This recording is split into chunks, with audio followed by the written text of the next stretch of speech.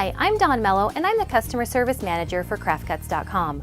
I'm often consulted for home decorating ideas, and I want to show you how to stencil on a textured wall using our one-stick stencil. One-stick stencils are made of self-adhesive vinyl that arrive in between a waxy paper backing and a sticky transfer tape. On hand, I have some paper towels, a hairdryer, acrylic paint, water, a paper plate, a squeegee, some foam paint rollers, masking tape, and a level. You may need to trim your stencil to fit your workspace. You can either use some scissors or a straight edge and an X-Acto knife.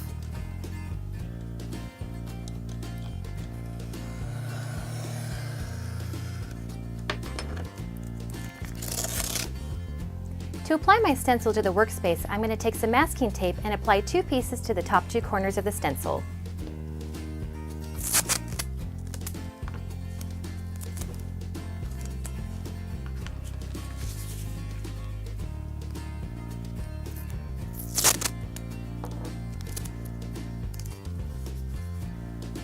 Now I'm going to tape my stencil to the workspace.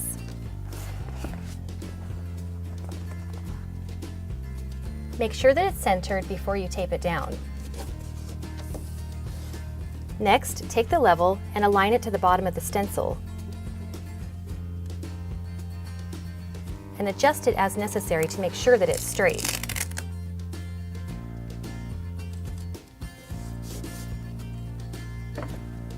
Now that I know my stencil is straight, I'm going to add some more masking tape to the top of the stencil to secure it in place before removing the waxy backing.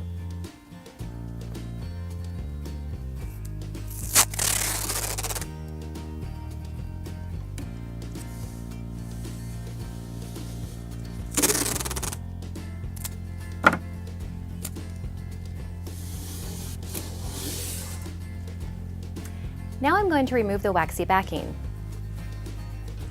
Flip your stencil upside down, take one corner of the waxy backing and peel it up. Slowly pull it down, removing it from the stencil. Next, take the stencil and hold it in the corners and pull it down tight. Smooth it down with your hands. Then take your squeegee and squeegee it down to secure it to the wall. Now we're going to remove the transfer tape by slowly pulling back one corner of the transfer tape. Pulling firmly but slowly, pulling it down and holding the stencil as you go.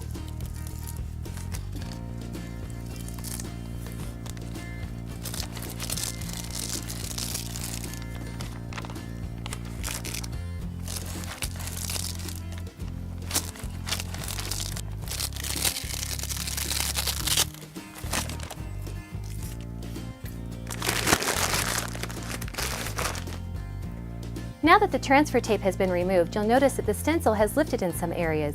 Vinyl is a very moldable product, so it's very easy to smooth it back down. Simply take your hand and smooth down the areas that have lifted.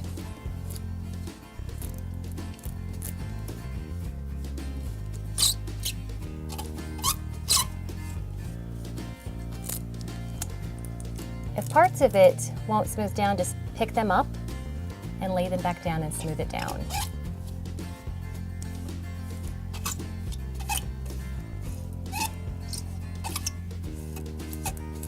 You can also take your squeegee.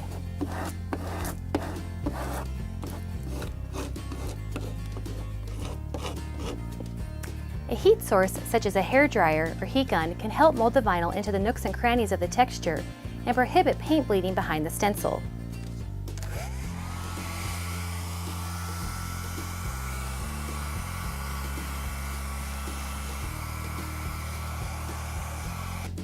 I'm going to paint the name with a foam roller and some acrylic paint. You can also use a stencil brush.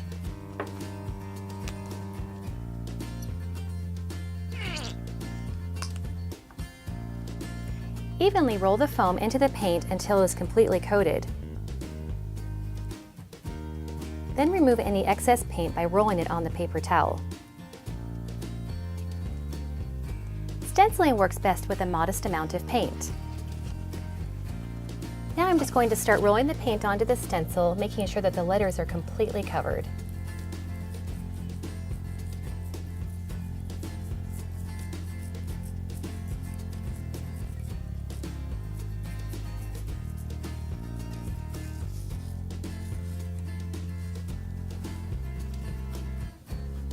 Acrylic paint dries fast, so I just have to wait a few minutes before I can remove the stencil.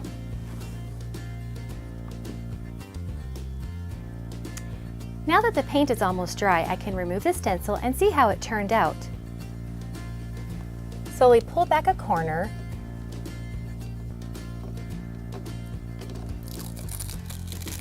and just keep pulling slowly but firmly.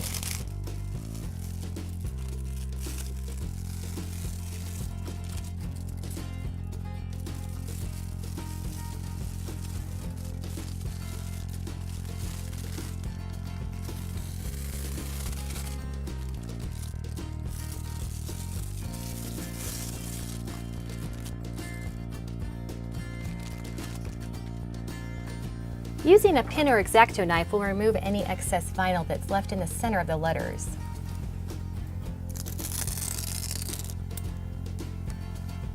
The name is now finished. In the next video, we will accent it with little birdies using our Restick stencil. Thanks for watching. Call us if you have any questions. I'm Dawn Mello for craftcuts.com, and I'll see you next time.